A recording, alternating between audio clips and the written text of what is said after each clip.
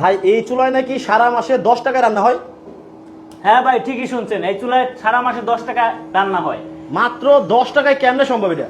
ভাই এমন এক চুলা আবিষ্কার করছি ভাই, গ্যাসের চুলা আর মানুষ ব্যবহারই করবো না ভাই। গ্যাসের তোর দিন শেষ। ভাই ইন্ডাস্ট্রি চেঞ্জ। কেমনে সম্ভব 10 টাকায় সারা মাস? ভাই যারা একবার নিছে তারা আরো একবার নিতেছে আইসা। আচ্ছা।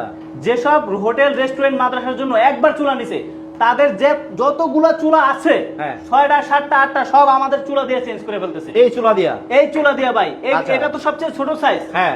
আমাদের এটার মনে করেন যে 40 ইঞ্চি 50 ইঞ্চি সাইজ আছে। আচ্ছা।